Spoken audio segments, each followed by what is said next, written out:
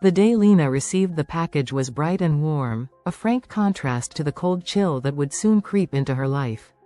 She had been expecting it for days, ever since her grandmother's funeral. Her grandmother, the beloved matriarch of their family, had been a strange woman, full of secrets, stories, and a penchant for the unusual. She was also a woman of great warmth and love, who always had a twinkle in her eye and a comforting word for Lena. And now, as one of her final wishes, she had left Lena the wooden doll. Lena carried the box inside, carefully setting it on the kitchen table before tearing open the paper. Inside was the doll, sitting upright like it had been waiting for her. Its wooden frame was aged, the paint on its face cracked and faded, yet it had an eerie beauty. The doll was about 2 feet tall, dressed in a delicate lace dress that seemed too pristine for its age. Its eyes, made of glass, sparkled in the light as though they had a life of their own. Once a pristine white, the dress now had a yellowish tinge, and the lace was frayed in places.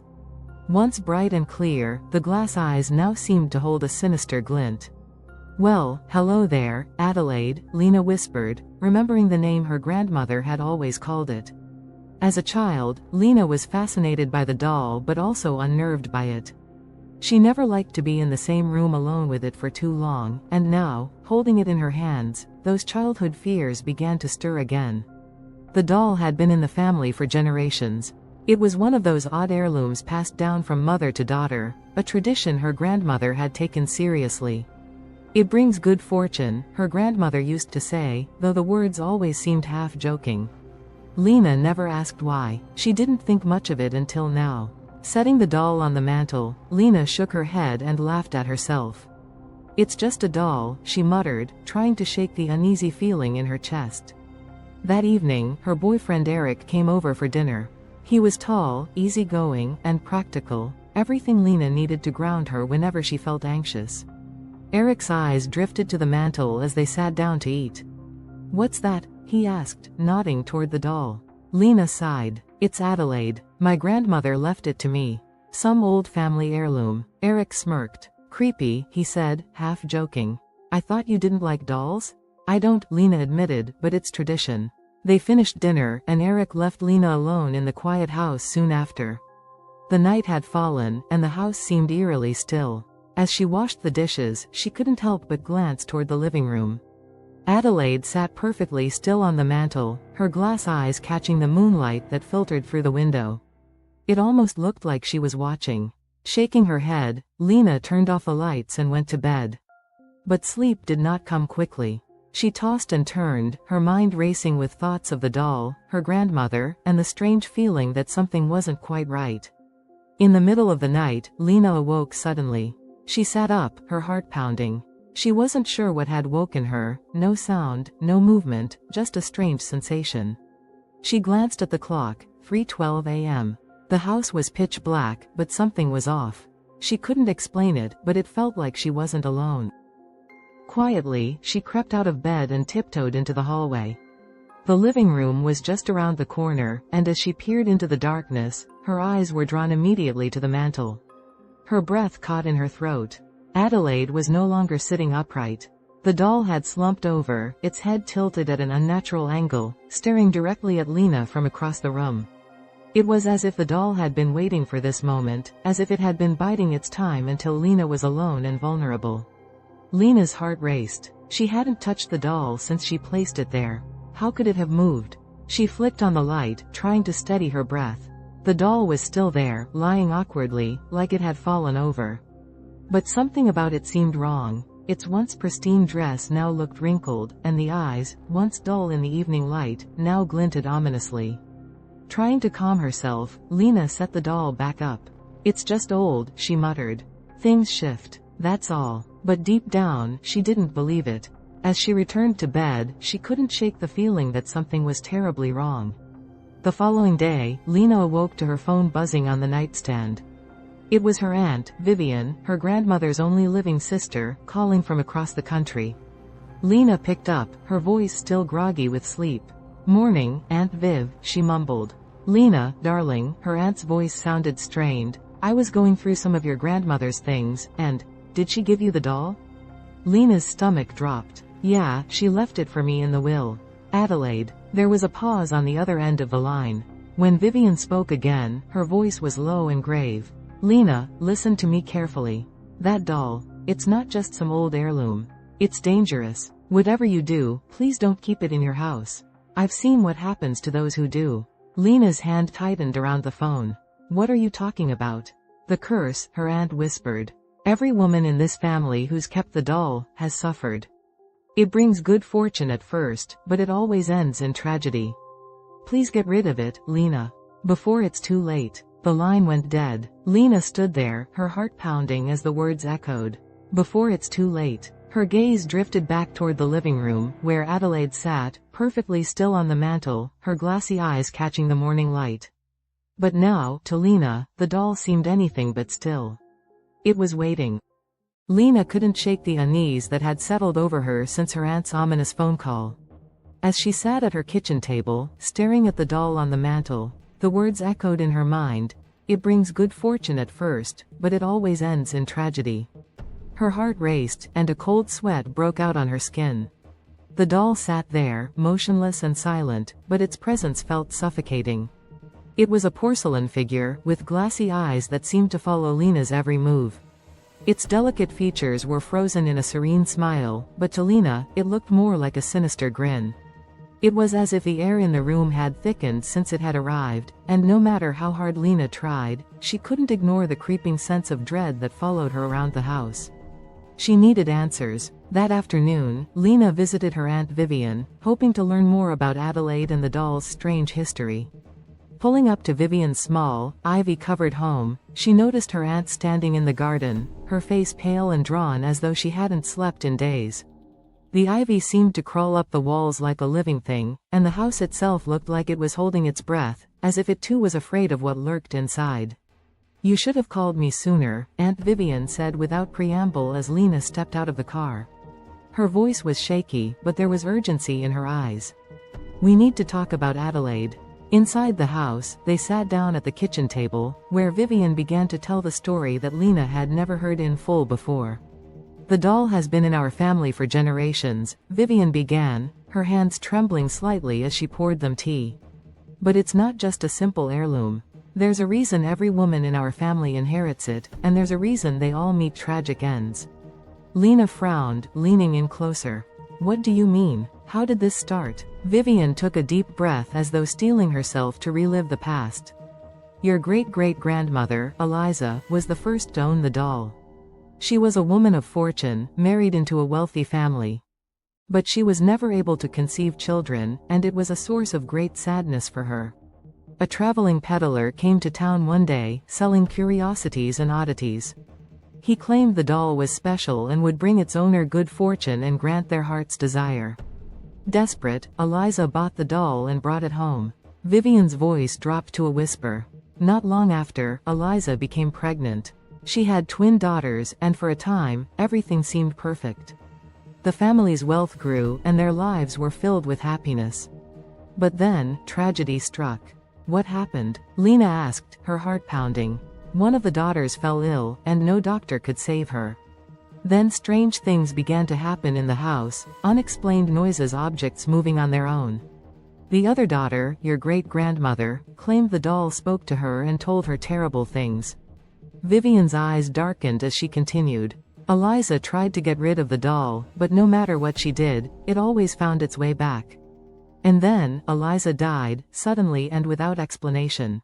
Lena shuddered. So, it's cursed? Vivian nodded. Yes. The good fortune the doll brings is temporary, and it always comes at a price. Every woman in our family who has inherited Adelaide has suffered in the end. Some became ill, others met with accidents, but none escaped unscathed. Lena stared down at her hands, her mind racing. Why didn't anyone warn me about this before? Your grandmother believed that if she kept it, the curse would end with her. But when she passed, the will stated the doll must be given to you. Lena's chest tightened. What can I do? How do I get rid of it? Vivian shook her head slowly. I don't know. But I know this. Once the doll has chosen you, it won't let go easily. You'll need to find the curse's origin if you hope to break it. Lena stood up, pacing the small kitchen, her heart pounding. I need to know more. There has to be some way to stop this. There might be, Vivian said quietly. I've spent years researching the origins of the doll. It said that the peddler who sold it wasn't an ordinary man. There's a legend about a young woman named Adelaide who was wronged and murdered, her spirit bound to the doll in a ritual performed by her grieving mother. It was meant to be a curse on the descendants of those who betrayed her, but something went wrong, and now the doll moves from one owner to the next, feeding on their lives. Lena felt a chill crawl down her spine. So the spirit of Adelaide is still inside the doll? Vivian nodded. That's what I believe, and until she's freed, the curse will continue. As the weight of her aunt's words settled in, Lena realized that this was far more than she had bargained for. The doll wasn't just a strange family keepsake, it was a prison for a vengeful spirit, and now, Lena was its newest target. Lena thanked Vivian and drove home in silence, her mind spinning with the terrible realization of what she had inherited. When she arrived back at her house, the sun began to set, casting long shadows across the floor. She stepped inside and froze. The doll was no longer on the mantel. Instead, Adelaide was sitting on the couch, her glass eyes staring directly at the door. Lena's blood ran cold as she slowly approached the doll. She had left it on the mantel. She was sure of it. How had it moved? The realization that the doll had moved on its own sent a shiver down her spine, intensifying the creeping sense of dread that had been haunting her since she inherited it. Her phone buzzed in her pocket, startling her. It was Eric calling to check in on her.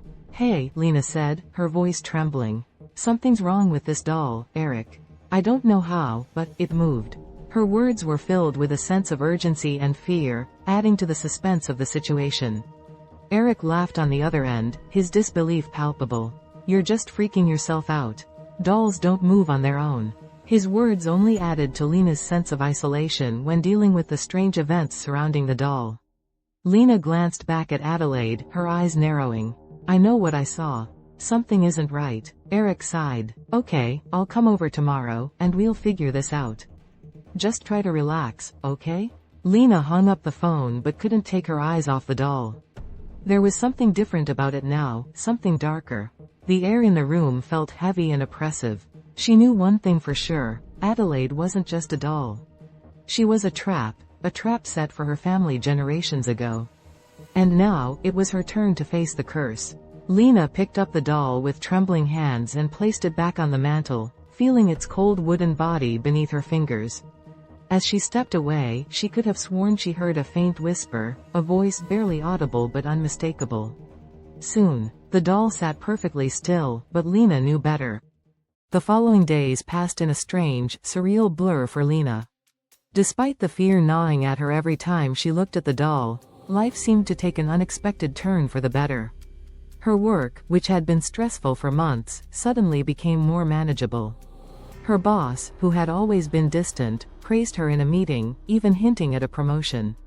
She found herself with extra money in her bank account from a tax refund she hadn't expected, and the long-standing issues with her apartment's utilities were miraculously resolved without her even needing to call. It was as if the doll's presence had brought a strange, otherworldly luck into her life. At first, it felt like a coincidence. Lena told herself that maybe she was just due for a streak of good luck, but the memory of Aunt Vivian's warning lingered in the back of her mind. The doll brings good fortune at first. She couldn't ignore the uneasy connection between the sudden changes in her life and the presence of Adelaide. Still, as the days passed, denying that the doll had somehow brought her fortune became harder. She could feel the change, it was in the air, the way things seemed to go her way, the way minor problems she used to fret over seemed to dissolve before her eyes. Even her relationship with Eric seemed to be improving. He started coming over more often, offering to help with little things around the house, and for the first time in a while, they spent entire evenings laughing together without arguing over small matters. But as the good things piled up, so did the strangeness.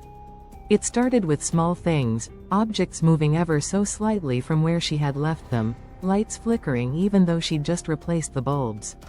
Once, she swore she heard faint whispers coming from the living room, but when she entered, it was empty, save for the doll sitting on the mantel, its glass eyes catching the faint light of the setting sun. She dismissed it, telling herself it was just her imagination. But the strange occurrences in the house were becoming more frequent, and they were starting to unnerve her. Then, one morning, Lena woke up to find the doll in her bedroom, sitting in the chair near the window. She hadn't moved it there. She was certain she had left it in the living room the night before. Her mind was racing, and a chill ran through her as she stared at it. She tried to brush it off, assuming maybe Eric had moved it as a joke, but when she asked him later, he swore he hadn't touched it. The unease that had been lingering in the back of her mind now grew into a full-blown fear. As the days wore on, Lena felt the weight of the doll's presence growing. Its glassy eyes seemed to follow her no matter where she went, and every time she looked at it, she felt a strange sensation, a tug, as if something deep within the doll was watching her, waiting. The unease was palpable, making her every move feel like a step into the unknown. One evening, as Lena sat at the dining table, reviewing some paperwork for her job, she heard a faint rustling noise coming from the living room. Her heart skipped a beat. Slowly, she rose to her feet and tiptoed toward the source of the sound. The living room was dark, illuminated only by the soft glow of the street lamp outside. As usual, the doll sat on the mantel, its blank expression fixed on the empty space ahead. Lena stood in the doorway, holding her breath. The house was silent, save for the quiet hum of the refrigerator. But then she noticed something. The doll's head was tilted slightly to the side as if it had shifted its position. She felt a surge of panic. Was this her imagination playing tricks on her again? Or was the doll really moving, a terrifying thought that sent shivers down her spine? Her phone buzzed, and she jumped, nearly dropping it. It was a text from Eric. "Hey, thinking of you. How's your night going?" Lena stared at the message momentarily, then typed a quick response, her fingers trembling. "Fine. Weird things keep happening, though, with the doll. I think it moved again." His reply came almost immediately. "You're stressing yourself out. Just get rid of it if it freaks you out." Lena hesitated, glancing back at the doll. Get rid of it? Could she? Aunt Vivian had been insistent that the curse wouldn't break so easily. And what if? What if the good fortune vanished with it? The following day, Lena received a call from her boss. She was being promoted officially. It came with a significant raise, more responsibility, and the kind of recognition she'd worked years to achieve. It was the news she had been hoping for, yet as she hung up the phone, she felt a pit in her stomach. Things were going too well, too fast. That night, Lena lay awake in bed, her thoughts racing. She couldn't shake the feeling that something was deeply wrong, no matter how much good fortune had come her way. The doll seemed to be at the center of it all. Maybe it did bring luck, but at what cost? The realization filled her with a deep sense of dread, overshadowing any joy her good fortune might have brought. Sleep came fitfully, and her dreams were filled with twisted images of Adelaide. The doll's eyes watched her in the dark, whispering in a voice that seemed to echo through the halls of her house. The following day, Lena woke up with a sense of dread.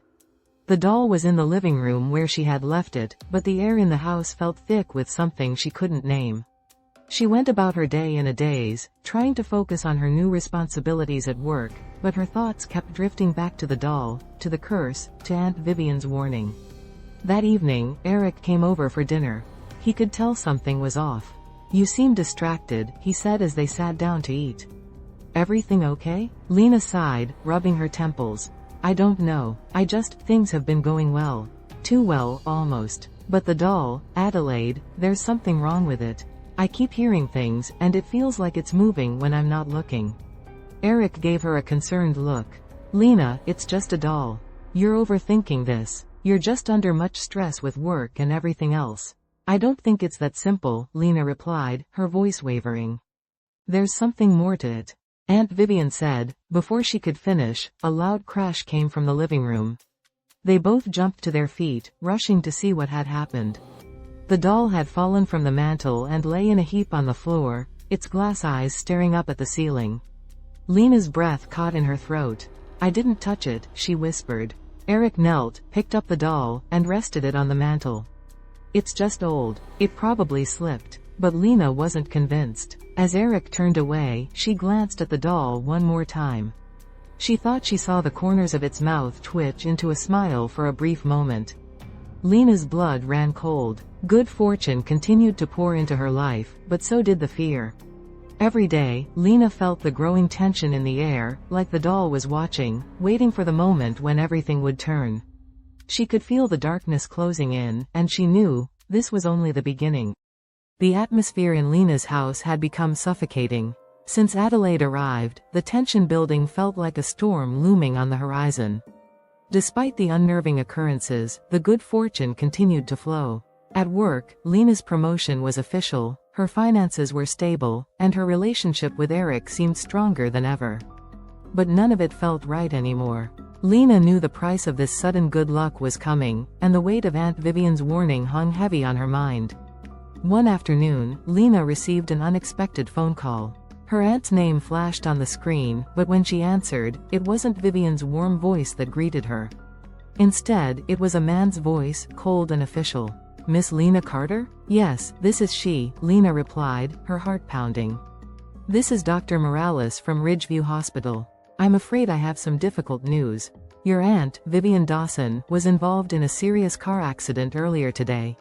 Lena froze, the phone slipping slightly in her hand. What happened?" she managed to ask, her voice barely a whisper. "I'm sorry to inform you that your aunt passed away at the scene. It appears she lost control of her vehicle. There were no other cars involved, but the accident was fatal." Lena's world spun. Vivian had been fine the last time they'd spoken. How could this have happened? Her mind raced as the words of the curse came flooding back. First, good fortune. Then tragedy. The rest of the day passed in a blur. Lena barely remembered hanging up the phone or the numbness that took over her as she processed the news. When Eric arrived at her house later that evening, she sat at the kitchen table, staring blankly at the doll on the mantel. Eric rushed to her side, his face full of concern. "Lena, what happened? You didn't answer your phone." "She's dead," Lena whispered, her voice hollow. "Aunt Vivian. She was in a car accident." Eric wrapped his arms around her, but Lena barely felt it. Her mind was elsewhere, on the doll, the curse, the dark, twisted fate that seemed to have followed her family for generations. The doll's cold, glass eyes glinted in the fading light, and Lena swore she saw something shift in the shadows around it. "This is it," she murmured, pulling away from Eric. "The curse. It's happening. First, Aunt Vivian, and I'm next." Eric frowned, shaking his head. "Lena, this isn't because of a doll. It was an accident. You can't blame yourself for this." Lena stood abruptly, pacing the room as her thoughts tumbled out in a rush. "You don't understand. It's real. Every woman in my family who's inherited this doll, something terrible has happened to them. Aunt Vivian warned me, and now she's dead. I have to get rid of it." Eric tried to calm her, but Lena was too far gone. Panic rose in her chest like a wave threatening to crash. She grabbed the doll off the mantel and held it before her, glaring into its lifeless eyes. "I know you're doing this," she hissed, her voice trembling. "You won't take me like you did them." Without thinking, Lena rushed out of the house, clutching Adelaide in her hands. Eric followed, calling after her, but Lena didn't stop. She drove to a nearby bridge, where the river flowed dark and fast beneath it. In the pale moonlight, the water seemed like the only place she could escape from the nightmare her life had become. Standing at the edge of the bridge, Lena held the doll over the water. Her hands shook, and her breath came in short, ragged gasps. For a moment, she felt the weight of the curse, of generations of pain and loss, bearing down on her. But she was ready to end it. "Lena, wait." Eric's voice called from behind her, but Lena didn't turn. She hurled the doll into the river with one final, desperate motion. It hit the water with a soft splash and disappeared beneath the surface. Lena stared into the blackness, waiting, hoping, that somehow, it was over. But as she stood there, a strange sensation washed over her. The air felt heavier, the darkness more oppressive. The wind picked up, swirling around her as though something unseen was watching, waiting. Eric reached her side, grabbed her shoulders, and turned her to face him. "Lena, you have to stop this. The doll isn't going to fix anything. It's gone," Lena whispered. "It has to be over now." But deep down, she didn't believe it. That night, Lena slept fitfully, her dreams haunted by visions of the doll. Adelaide floated in the dark river in her dream, her eyes glowing faintly beneath the water. As Lena watched, the doll's mouth opened, and a soft, sinister voice whispered her name. Lena? She woke with a start, her heart pounding in her chest. The room was pitch black, but something felt off. She glanced around, her breath catching in her throat. The house was too quiet. Slowly, Lena reached for the bedside lamp and flicked it on. Her blood turned to ice. There, sitting on the chair across from her bed, was Adelaide. The doll's lace dress was wet, and its glass eyes gleamed in the soft light, staring directly at her. Lena screamed, scrambling out of bed and backing into the wall. The doll hadn't just returned, it looked like it had just crawled out of the river. Water pooled on the floor beneath the chair, and a faint smell of damp earth filled the air. How is this possible? Lena gasped, her mind racing. She had thrown it into the river. She had seen it sink. But now, here it was, back in her house, dripping with water like a ghost risen from the dead. Eric burst into the room, alarmed by her scream. His eyes went wide when he saw the doll. What the hell? He muttered, approaching the chair cautiously. Did you go back and get it? Lena shook her head frantically. No, I didn't touch it. I don't understand how it's here. Eric knelt, inspecting the doll. His hands trembled as he reached out to touch it, and when his fingers grazed the wet lace, he recoiled. This isn't possible, he said, his voice barely audible. How did it get here? Lena felt her stomach drop. The curse wasn't something she could escape. She had been foolish to think that throwing the doll into the river would break its hold on her. Aunt Vivian had been right. The doll wouldn't let go so easily. And now, the first sign of death had come. As Eric tried to calm her, Lena's mind raced. She knew she was running out of time. The doll was still bound to her, and if she didn't find a way to break the curse soon, it wouldn't just be her aunt who had suffered. It would be her. With a sinking feeling, Lena realized the doll was more than a cursed object. It was a vessel, one that had claimed the lives of the women before her. And now, it had claimed her too. The first death had already happened. But Lena knew, with a terrible certainty, that it wouldn't be the last. The air in Lena's home grew heavier with each passing day. The doll sat on the mantel now after its inexplicable return, and Lena didn't dare move it again. She could barely sleep, her nights filled with dreams of dark waters' drowned voices, and the unblinking eyes of Adelaide watching her from every shadow. It was crystal clear to Lena, she was on a mission to unearth the origins of this curse. Aunt Vivian's cryptic mention of the peddler who had sold the doll to her great-great-grandmother, Eliza, was now Lena's beacon of hope. She clung to this lead, her last chance to shatter the curse. She was resolute in her need to unravel the mystery of Adelaide's identity and the dark pact that bound her spirit to the doll. After another restless night, Lena packed her bags the following day and set off for the small village where her great-great-grandmother had lived. Her heart was heavy with the burden of the curse, and she was filled with a mix of determination and fear. Eric wanted to come with her, but Lena refused. She didn't want him to get pulled into this any deeper than he already was. She needed to handle this on her own. The village was a few hours' drive from the city, tucked away in the rolling hills of the countryside. As Lena approached, a sense of unease crept over her. The village was a quiet, sleepy place, with narrow streets and old stone buildings that seemed frozen in time. It was as if the village itself was holding its breath, waiting for her to uncover its dark secrets. Lena had the name of an old historian who had studied local legends and history, Richard Hale, who lived on the outskirts of town. He was her only lead. When Lena rapped on the door of his small, ivy-covered cottage, she was met with a sense of anticipation. The door creaked open, revealing an elderly man with piercing, intelligent eyes and a weathered face. His very presence seemed to hold a myriad of untold stories, adding to the intrigue of the situation. "You must be Lena Carter," he said without preamble, as though he had been expecting her. Lena blinked in surprise. "Yes, that's me. How did you?" "I received a call from your aunt a few weeks ago," he interrupted in a gravelly voice. "She told me you might come looking for answers about the doll." Lena's heart sank. Aunt Vivian had known more than she'd let on. She followed Richard inside, her nerves tingling with apprehension. The inside of his home was cluttered with books, old documents, and artifacts, all neatly organized on shelves that lined the walls. It was the home of a man who had immersed himself in the past. "I assume you've heard the stories," Richard said, motioning for her to sit as he poured them tea. "About the doll, the curse?" Lena nodded. Yes, but I don't understand why it's happening. I need to know more about Adelaide. Richard sighed and handed her a cup. The story of Adelaide is an old one, but it's rooted in truth. It all began in this village long before your great-great-grandmother ever saw the doll. Lena leaned forward, hanging on his every word. Adelaide was a young woman, the daughter of a local seamstress. She was beautiful and kind but also naive. She fell in love with a wealthy man, one of the village's elite. His name was Henry Aldridge, and he promised her everything: marriage, a future together, a life she could only dream of. But when she became pregnant, everything changed. Henry denied ever knowing her and cast her aside. She was disgraced, shunned by the village, and left to fend for herself. This tragic tale, steeped in betrayal and heartache, was the beginning of the curse that now haunted Lena and her family. Lena felt a chill crawl up her spine. What happened to her? She tried to raise the child on her own, but it was difficult. She struggled, and the village turned its back on her.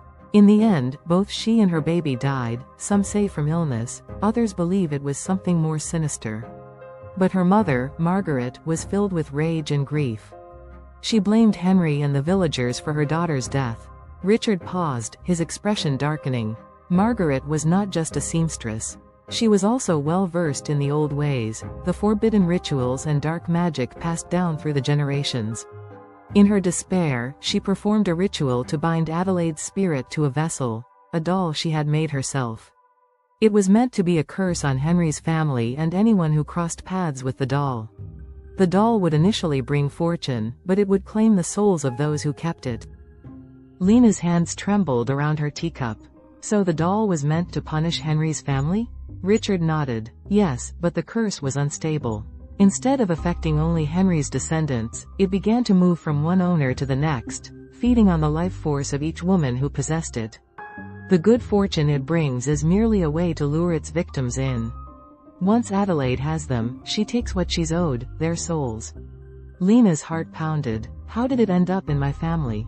After Henry's death, the doll disappeared for a time, but it resurfaced when a traveling peddler found it and sold it to your great-great-grandmother. She was unaware of the curse, and once the doll entered your family's lineage, the cycle began. Every woman who inherited it has suffered. Lena's breath came in shallow gasps as the story's weight settled over her. How'd I stop it? How'd I break the curse? Richard's eyes softened with pity. There is only one way to break the curse. You must perform a counter-ritual to free Adelaide's spirit from the doll. But it won't be easy. Adelaide's spirit is vengeful. She doesn't want to leave. Lena's chest tightened with fear. How'd I do it? Richard crossed the room, pulling an old, weathered book from a shelf. This contains the ritual. You must perform it at midnight when the doll was first cursed. Adelaide's spirit is bound to the village, and that's where you must free her. Lena's hands trembled as she took the book from him. What if I fail? If you fail, Richard said grimly, Adelaide will take your soul, and the curse will continue. Lena's stomach twisted with dread, but she knew she had no choice. The curse was real, and she would be the next victim if she didn't stop it. That night, Lena returned to the small inn where she was staying, clutching the book tightly to her chest.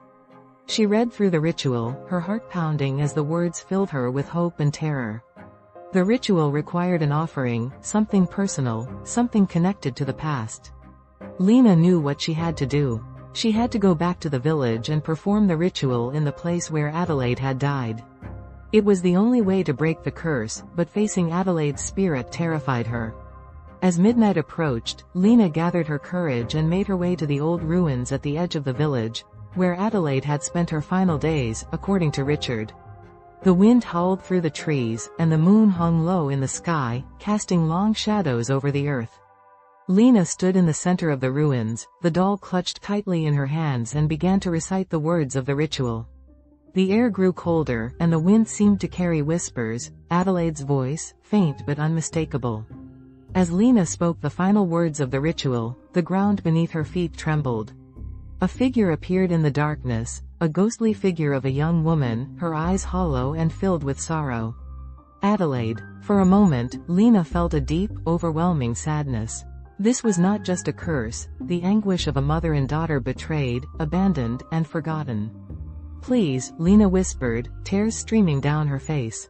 I'm sorry for what happened to you. I want to free you." Adelaide's spirit hovered before her, silent and still. Then, slowly, she reached out, her cold fingers brushing against the doll. The air grew tense as the spirit seemed to consider Lena's words. Then, without warning, the spirit screamed, a high-pitched wail of rage and grief that echoed through the ruins. The doll in Lena's hands shook violently, and the wind whipped around her, nearly knocking her off her feet. Lena held on, her heart racing, praying that the ritual would work.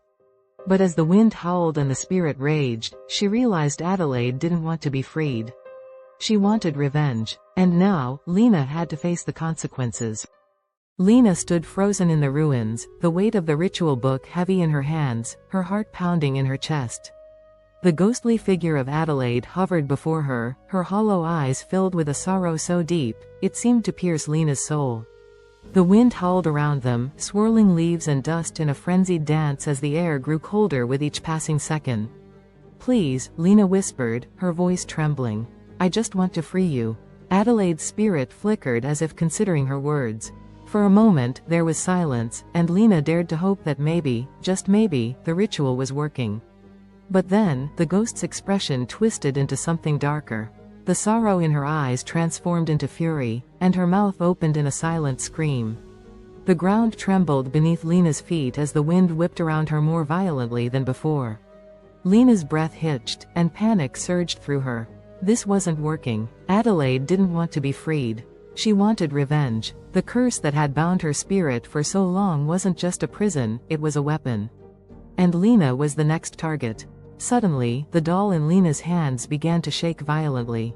Its wooden limbs rattled, and a strange, guttural sound emanated from within it, like a heartbeat gone wrong.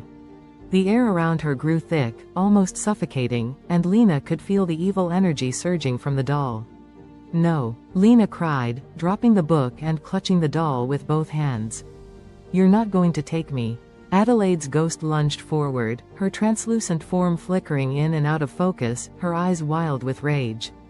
But Lena, despite the overwhelming odds, stood her ground. She knew she had to think and act fast. The ritual wasn't enough. Adelaide was too powerful, too consumed by vengeance. It would all be over if she didn't find a way to stop her. Desperation clawed at Lena as she remembered Richard's words. The curse was born from betrayal and grief. To break it, you must give something connected to the past, an offering of atonement. An offering, something from the past. Lena's eyes darted to the doll in her hands. It had been Adelaide's vessel for decades, binding her spirit and feeding her fury. It was the only thing tying Adelaide to the physical world. Destroying it might be the only way to end this once and for all. Her mind raced as she searched the ruins for something she could use. The cold wind bit at her skin and her heart pounded in her chest as Adelaide's ghost grew closer, her form twisting and warping with her anger. The doll shook even more violently in Lena's hands as if trying to break free. Lena spotted an old fire pit in the corner of the ruins, long abandoned but still full of charred wood and ashes. Without hesitating, she ran toward it, clutching the doll tightly. Adelaide's ghost followed, her fury intensifying, her silent scream filling the air with a bone-chilling cold. Lena reached the fire pit and dropped to her knees. Her fingers trembled as she fumbled in her pocket for the lighter she always carried. As she pulled it out and flicked it on, the small flame flickered wildly in the wind, threatening to die out at any moment. "Please work," Lena muttered, her breath visible in the freezing air. She held the flame to the doll's lace dress with shaking hands. For a moment, nothing happened. But then, the fabric began to smolder, the flames licking up the dress and spreading quickly across the doll's wooden frame. Adelaide's ghost let out a deafening wail, reverberating through the ruins. The ground beneath Lena's feet shook violently, and the wind howled even louder. But Lena didn't stop. She held the doll in the flames, watching as the fire consumed it, the wood blackening and cracking, the paint peeling away in the heat. The air around her grew thick with the smell of burning wood and fabric, and Adelaide's ghost seemed to flicker, her form growing weaker with each passing second. The doll in Lena's hands was now fully engulfed in flames, the fire burning brighter and hotter than Lena had expected. Adelaide's wail grew louder, more desperate, but her form faded. The more the doll burned, the weaker she became until finally, with one last agonizing scream, her spirit disappeared utterly. The wind died down, the ground stopped shaking, and the ruins were silent once more, the absence of Adelaide's ghostly presence creating an eerie stillness that seemed to echo the profound change that had just taken place. Lena collapsed to the ground, her body trembling with exhaustion. The doll was nothing more than ashes now, its charred remains crumbled in her hands. It was over. Adelaide's spirit was gone, and the curse was broken. A wave of relief washed over Lena, lifting the heavy burden that had been weighing her down for so long. She sat there for a long time, staring at the ashes, her mind numb with disbelief. It was hard to process everything that had happened: Aunt Vivian's death, the curse, Adelaide's ghost. But the weight that had been pressing down on her for so long was finally gone. The air felt lighter, and for the first time in weeks, Lena could breathe again. She felt a sense of relief and closure that she hadn't experienced in a long time. As the first light of dawn began to break over the horizon, Lena stood up, dusting off her clothes. She looked around the ruins one last time, her heart heavy knowing what had transpired there. She had freed Adelaide, but the cost had been high. With a deep breath, Lena contemplated a better life without Adelaide. She knew it wouldn't be easy, but she was ready to move on, to leave the ruins and the memories behind. The dawn of a new day brought with it the promise of a fresh start, and Lena was determined to embrace it. Thanks for watching. If you liked this tale of Adelaide, the haunted doll, and want to see more ghostly tales, then like and subscribe. See you next time, and keep an eye on any dolls you have in the house.